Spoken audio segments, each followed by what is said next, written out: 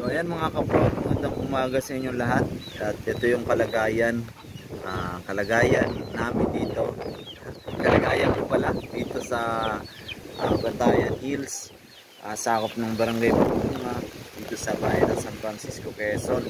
Ayan, so medyo maulan na dito. Ngayong mag-aalas 7 ng umaga. Ayan, so medyo may pagbugso-bugso na rin yung hangin dito sa kinalalagyan ko. Ayan, so yan yung puno dito sa harap ng bahay namin, dito sa tinitirang ko. Ayan, so medyo sumasayaw-sayaw na rin. Hindi ko nga lang yan naputulan nung nakaraan, ay kahapon, kasi nga medyo naging busy ako, marami akong ginagawa, kaya siya naakyat. Dapat ay putulang ko siya para hindi siya mabuwal. Ayan, so ganun din yung outdoor dito sa higit. Ayan, tapos tinanggal ko na yung mga gamit-gamit dun sa yung mga kumpay pa dun sa bahay na yun. Ayan, dun sa may shed house namin. Ayan, so ayan, yung mga manok pag-gala-gala pa. So sana hindi lumakas yung bagyo, dahil nga mahirap ang mabagyo. So yun, sana ay hindi lumakas, sana ay malusaw na lang yung bagyo.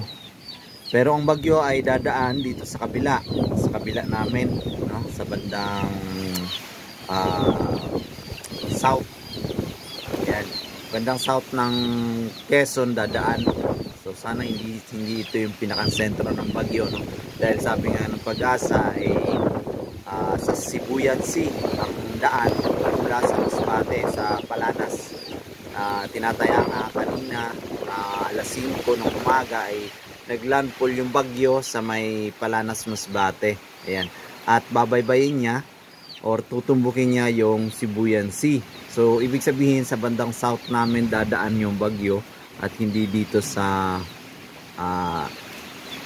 hindi ito ang magiging sentro. Pero dahil nga sa lawak ng radius ng bagyo, ay posibleng apektado pa rin ang Southern Quezon, gayon din yung Bicol region, dahil kami nga ay magkatapatan lang ng Bicol region tsaka ng Quezon.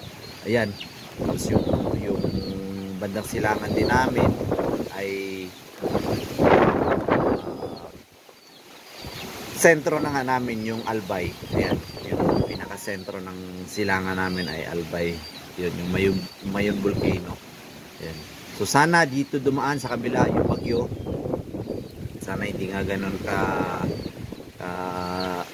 apektado yung aming lugar, dahil nga mahirap. So, yun. Ayan, medyo bahagyang humihina pa yung bagyo. Yung hangin humihina, sabi nga ay kumakalma, tapos biglang bubugso ulit. Ayan, so yung mga manok pakain-kain pa. So yan yung indikasyon naman, yan yung sinyales, sinyales na medyo hindi pa ganun kaano yung panahon, kasi ang mga hayop alam nila yung lagay ng panahon, kung posibleng mapanganib. Kanina nga nagulat ako sa mga pusa, sa anak ng pusa, dahil nga nag-iiyakan sila. Iniwanan pala nung nanay. Akala ko yung nanay umalis na. So yan yung isa sa mga palatandaan na posibleng bumagsak yung bahay or masira yung bahay kapag ang pusa ay lumikas. Yan. So yan yung pinakang tinatandaan ko na sinabi ng tatay ko at ng iba pang mga matatanda dati nung bata pa ako, na kapag may bagyo at ang pusa ay tumalon, posibleng ang bahay ay madadamage or mapipinsala. So kaya yan yung isa sa magandang pagbasehan, or isa sa titingnan natin yung ating mga pusa, kung yan ay naka-stay, kasi alam nila yung kanilang safety.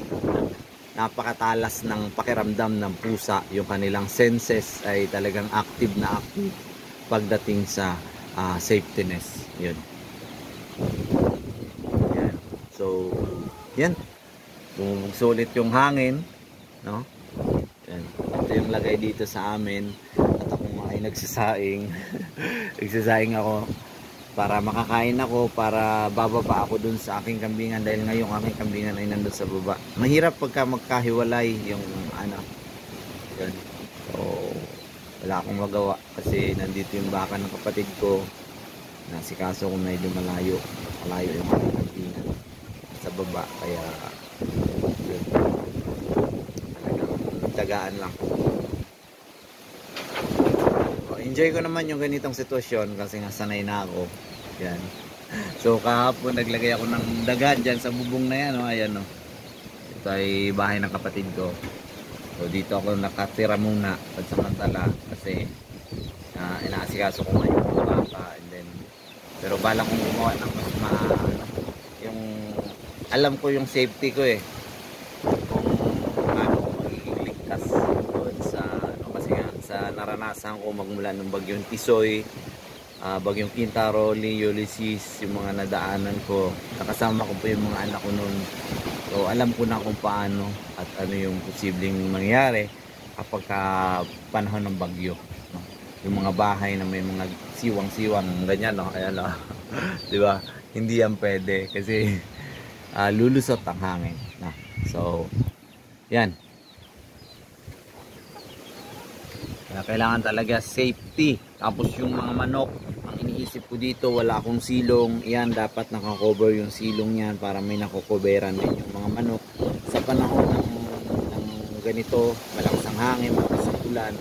Kasi ang hayop madaling mapinsala kapag malakas ang hangin, malakas ang ulan dahil nilalamig sila, no? Nababasa ng husto yung kanilang balahibo at matagal silang matuyo. Kaya tapos sakampasin pa sila ng hangin, kaya talagang lalamigin sila. Yun. So talagang kailangan natin ng safety, no? Yun. So patuloy lang tayo nagdarasal na sana ay maging ligtas din tayo, hindi tayo pabayaan na nasa taas. So yun. Ayun, sumasayaw yung mga nyug sa baba. Talagang may puwersa din yung hangin. Actually, sa pagtaya ng Pag-asa ay itong Southern Quezon ay kasama sa nakataas ang signal, no? Ito nga ay nasa signal number 3 ang Southern Quezon, itong pinalalagay. Yan yung pagtaya ng Pag-asa. Yun. Dahil sa forecast ng Pag-asa, yun ang signal number 3 ang Quezon kasama. Dahil nga sa lawak ng radius ng bagyo. Yun. At nung tinitingnan ko nga, kasama kami sa Kuno probability ng bagyo. Kaya lang ang inaano ko, pinagdarasal ko na sana hindi naman dito yung maging sentro. So para hindi naman masyadong ganong kapwersa or ganong ka-affected yung aming lugar. Ayon naman sa Pag-asa ay bahagyang humina na ang bagyo. Pero kailangan pa rin nating manatiling ligtas. Kailangan pa rin nating maging alerto at maging handa. So yun lang mga ka-proud ang maibabahagi ko muna sa inyo. Dahil nga ako ay nagsasaing, nagluluto, nagpiprepare ako ng pagkain. Alas 7 na. Pag-init na ako ng tubig, o magkakape na ako. Kaya lang ang gusto ko yung kanin kasi nga may mga aso pa ako na alaga. Napakarami nila, 6 na aso ang pinakain ko. Yun. Mahirap. Hindi ko kayang hindi ko kayang magmadali na kapag yung mga aso ay gutom na kasi nga na sila. Buti na lang may nag-adapt nung isa. Kaya 6 na lang sila, dati 7. Ayan. Babae kasi yung naging aso ng kapatid ko eh. Dumadami. Kung ako lang talaga, ayoko nung babaeng aso.